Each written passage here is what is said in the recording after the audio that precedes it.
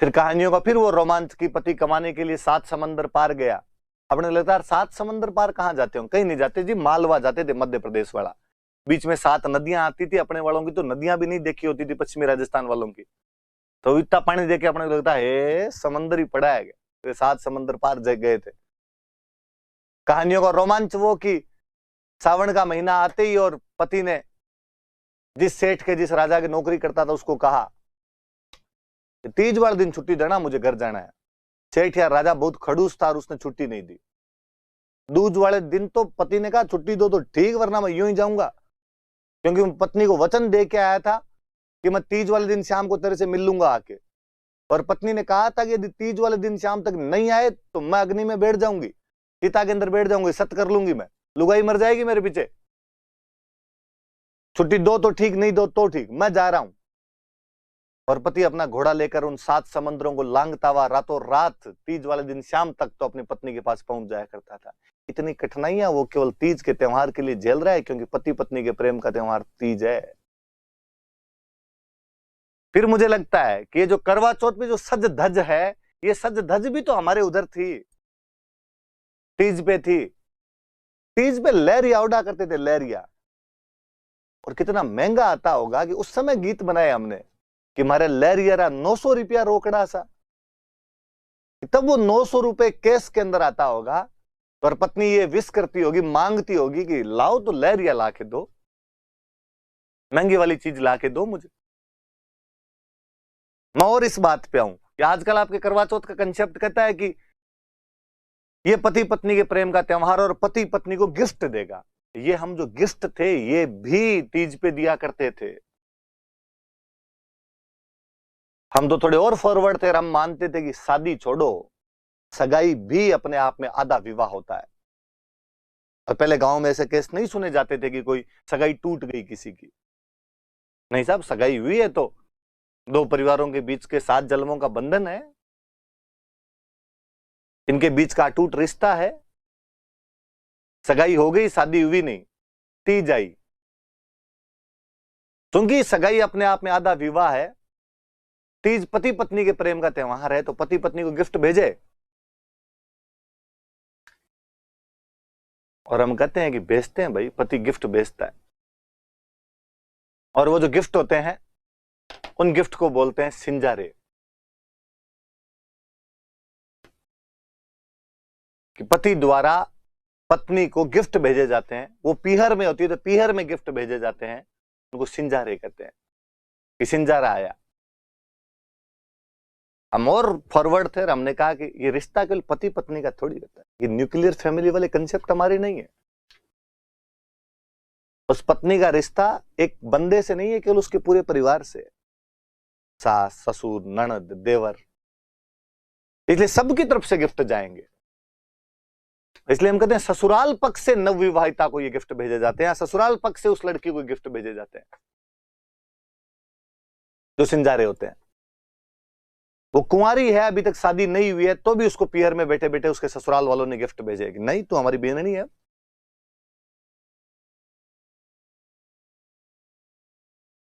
थोड़े दिन बाद उसकी शादी हो गई।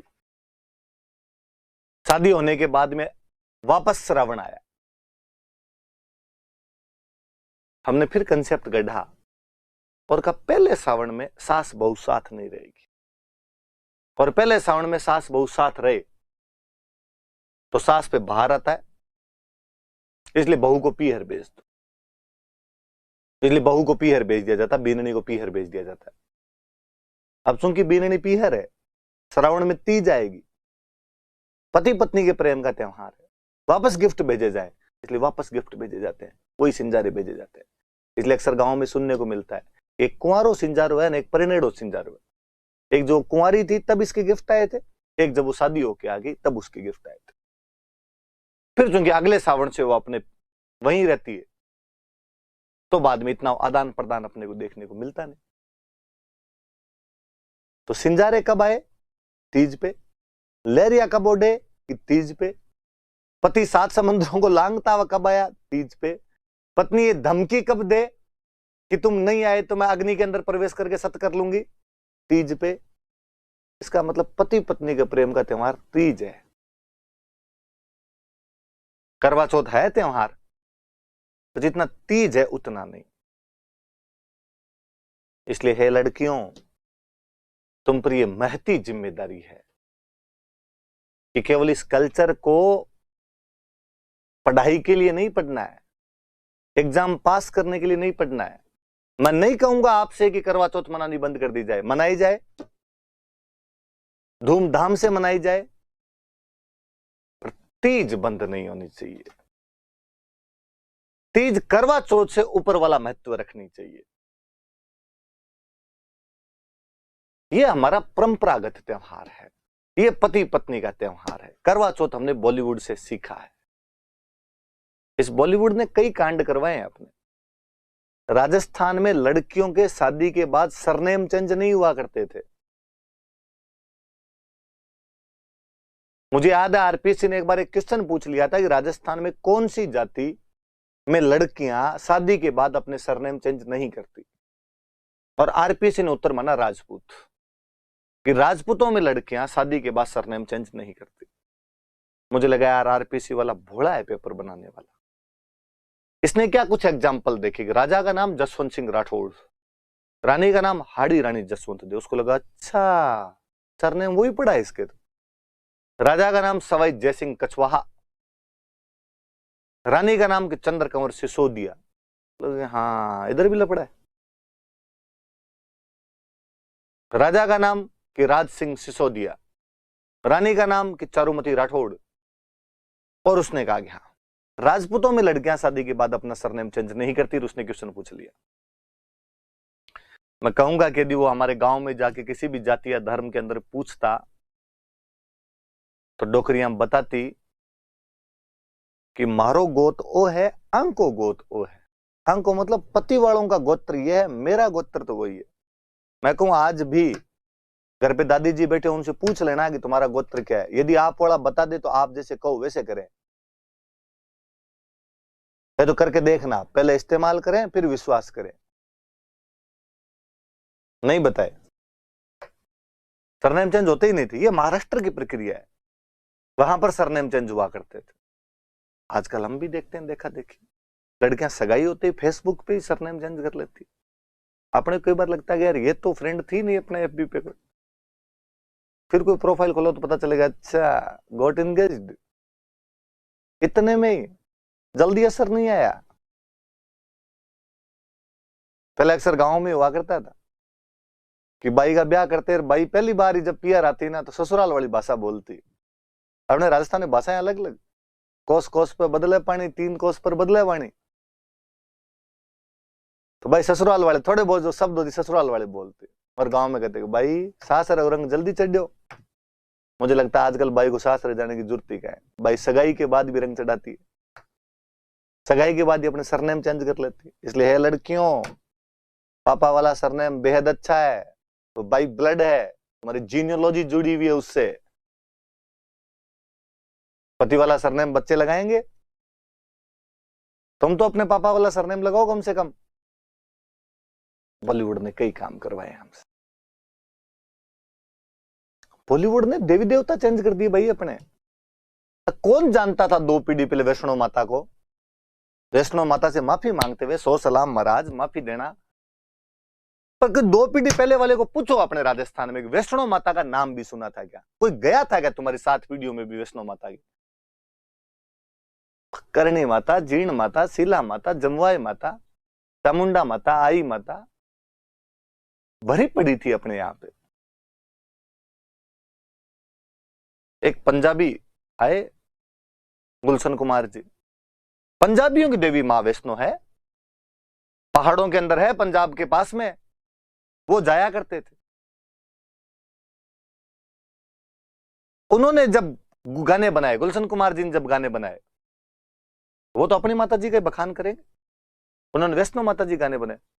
पूरा राजस्थान जा रहा है उधर, पूरा नॉर्थ इंडिया जा रहा है उधर। और मुझे लगा यार वहां से हम कई कंसेप्ट और सीख के आ गए। पंजाबी बड़े एनर्जेटिक लोग होते हैं और जाते हुए जोर जोर से नारे लगाते, जोर से बोलो जय माता दी, आगे वाले जय माता दी, पीछे वाले जय माता दी। मुझे लगता है यार ये तो अपने तो होता ही नहीं है। अपने तो मंदिर जाते हैं तब कहते चुप बोलेगा नहीं। अगर कोई बड़े हैं सामने देवी देवता, उनके सामने चरचर चरचर करते रहते हो, एकदम चुप रहो, मोबाइल साइलेंट करके जाते हैं। मुझे कई बार बड़ा अजीब लगता है कि मैं देशनो करणी माता मंदिर में गया हुआ होता हूँ और वहां पे कोई लड़कों का ग्रुप आता है, यहाँ चुपचाप माँ की भक्ति कर रहे होते हैं, माँ को याद कर रहे होते हैं, और कोई जोर से आगे बोलता है, जोर से बोलो सच्चे दरबार की, करणी माता की। मुझे कई बार उन बच्चों को समझाने का जी करता है कि बच्चों नहीं, अपने वाली जो मम्मी है, अपने वाली जो माता है, ये शोरगुल पसंद नहीं करती है, नाराज हो जाएगी। फिर कई बार लगता है कि यार बच्चे कह देंगे कि नहीं सर, नहीं भैया, माता कभी कुमाता नहीं हो सकती, मम्मी अपने बच्चों पे कभी नाराज नहीं हो सकती, शोरगुल करेंगे तो भी वो नाराज नहीं होगी। तो मुझे वापस उनको कहने का जी करता है कि जिस भाषा में तू जय बोल रहा है, ये भाषा माता को नहीं आती। ये जय माता दी, ये दी वाला जो वर्ड है ना, ये पंजाबी है। अपने वाली जय माता जी, जय माता की, जय माता री है। तू जोर से बोलो जय माता जी, जय माता की, जय माता री बोले तो समझ आएगा। पंजाबी नहीं आती करणी माता को, जीवन भर देशनों की रही थी, बीकानेर में रही थी, डोगरी के पल्ले नहीं पड़ेगी ये वाली भाषा। प्लीज मत बोल। बॉलीवुड क्या क्या नहीं करवाए हमसे। वैष्णो माता जाना उनके होता है जिनको मनाने होते हैं हनीमून। घर वालों को सीधा कह दिया हनीमून मना के आना है, तब तो आज भी पश्चिमी राजस्थान में तो उल्टा लटका के चमड़ी छोले कोई। तो कहा कि बेचारे लड़की का नाम लेके, और कहा लड़के ने जाके पापा गया मम्मी के पास मुंह बनाते हुए कहा, भोला बनते हुए कहा। ये जब 12वीं में पढ़ती थी तब इसके जात बोली हुई थी कि जोड़े से वैष्णो माता की जाके आएंगे। घर वाले इन जात से न बड़ा डरते हैं कि बोली हुई मन्नत और नहीं जाए तो लफड़ा हो सकता है। घर वाले कहते सो सलाम महाराज, वैष्णो माता की जाके आओ। दोनों कहाँ है, सिक्कर पड़ेगी कि झुंझुनू पड़ेगी? कहा ना ना, है तो कश्मीर, इतना दूर कैसे जाओगे? अब देख लो, जाना ही पड़ेगा, क्या है। घर वाले रुपए देते हैं कि जाओ। कौन जानो राम देवरठ, जानो चोटीला धाम, किसको जाना वैष्णो माता? यहाँ देखने गुलमर्ग और सोनमर्ग। वैष्णो माता का नाम है बेचारी का, पर माता जी सब कुछ जानती है। उसके नाम पे जो जो कांड किए जा रहे हैं ना, डोकरी सब एकदम वही है जी। माता कुमाता नहीं हो सकती। तो कहती कोई नहीं बच्चों, मेरे नाम पे भी एंजॉय कर लिया तुमने, कोई बात नहीं है। तो ये तीज है भाई, अपना पति पत्नी के प्रेम का त्योहार। अपने पति पत्नी के प्रेम का त्योहार करवा चौथ नहीं है। तो तीज कब आती है? तो श्रावण शुक्ल तृतीया को। सबसे अच्छी कहाँ हो? तो जयपुर के अंदर हो। किसका त्योहार है? तो पति पत्नी के प्रेम का त्योहार है। जो गिफ्ट आते हैं उनको क्या कहते हैं? सिंजारा कहते हैं। याद रहे, तो प्रीलिम्स में क्वेश्चन पूछेगा कि तीज के अवसर पर नवविवाहिता को मिलने वाले गिफ्ट क्या कहलाते हैं? सिंजारा। लफड़ा तो तब होगा जब वो ये पूछ लेगा सिंजारा क्या होता है। और नीचे ऑप्शन आएंगे, ग्रासिया महिला के नाक का आभूषण, बाड़मेर जिले का सुदूरवर्ती एक गांव, मूंग की एक किस्म, नवविवाहिता के लिए आने वाले उपहार। आपको लगेगा मूंग हो सकता है, मूंग फसलों में कोई नई किस्म आ गई होगी। मोदी सरकार ने कहा होगा किसानों की आय दुगनी करेंगे, इसलिए मूंग थोड़े अच्छे भेजेंगे, सिंजारे वाले मूंग भेज दिए होंगे कोई। नहीं, नवविवाहिता के लिए आने वाले गिफ्ट हैं। और याद रखना कि कौन सी ओढ़नी ओढ़ी जाती है? तो ओढ़नी का नाम है लहरिया। लहरिया के कपड़े पहने जाते हैं, लहरिया ओढ़नी ओढ़ी जाती है। चलिए प्लीज लड़कियों, तीज वाले दिन सब लहरिया ओढ़ना। गिफ्ट मंगवाना तो भी कहना कि लहरिया लाके दिए जाए। और मैं बताता हूं, ये छोटी तीज प्रकृति प्रेम का त्योहार है।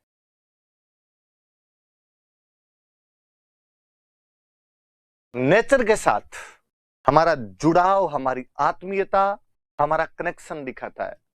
क्योंकि हमारी नेचर फलती फूलती भी तो श्रावण में ही थी। और नेचर फूलते फलती फूलती कब थी हमारे? इसलिए हमने श्रावण में झूले डाले, हमने श्रावण के झूलों के गीत गाए, बना रे बागाम झूला गाला। मुझे और लगता है कि अपने वाले कितने इंटेलिजेंट थे। पश्चिमी राजस्थान वालों के बाग दूर दूर तक ही नहीं थे, खेजड़ी पे झूले डाले थे, पर गीत में गाया हमने कि बना रे बागाम झूला गाला। मुझे लगता है कोई केरला वाले कोई गाना सुनाया जाए, उसको जब इसका अर्थ बताया, उसको लगेगा ओ नो, राजस्थान में इतने बाग है कि वहां पे झूले भी डाले जाते हैं। तो कौन समझाए कि हमारे वाले इंटेलिजेंट थे, लोगों को बावड़े बनाने के तरीके निकाल लिए थे हमने। और जयपुर की तीज सबसे अच्छी, माँ पार्वती, माँ तीज सवारी निकल रही है। कभी राजमहलों से सवारी निकला करती थी और उस समय सैनिक उसके साथ में जाया करते थे। रंग बिरंगी वेशभूषा के अंदर महिलाएं और पुरुष उस तीज माता की सवारी के साथ जाते, सैनिक साथ में होते, हथियारों के साथ में होते। माँ पार्वती जब खुद बाहर जा रहे हैं, 16 श्रृंगार किए हुए तमाम गहनों से सुसज्जित होकर जा रहे हैं, उनके साथ सैनिक नहीं जाएंगे तो कौन जाएंगे? आज भी पुलिस तो अब भी जाती है, भले आप ये कह दो कि वो अब कानून व्यवस्था को कंट्रोल करने के लिए जाती है, पर दृश्य तो एकदम वैसा होता है आज तीज। और जयपुर की तीज तो क्या गीतों में गाई गई है। आज ही वो मेरे एक दोस्त हमेशा हंसते रहते हैं कि गांव की महिला के दो ही सपने होते हैं, एक तो उसे जयपुर की तीज देखनी होती है, एक उसे गाड़ी में अगली सीट पर बैठना होता है। ऐसे गांव के अंदर महिला को बराबर वाली सीट पे नहीं बिठाते, वो पीछे बैठ, महिला चाहती है कि बात धकली सीट पे बिठा ले, आगे वाली सीट पे बिठा ले तो यूं जमारो सुधरे। या कोई जयपुर की तीज दिखा दे, हमने गीतों में गाए कोई जयपुरी की तीज दिखा दे हमारा रसिया, तो जयपुर की तीज याद रखिए।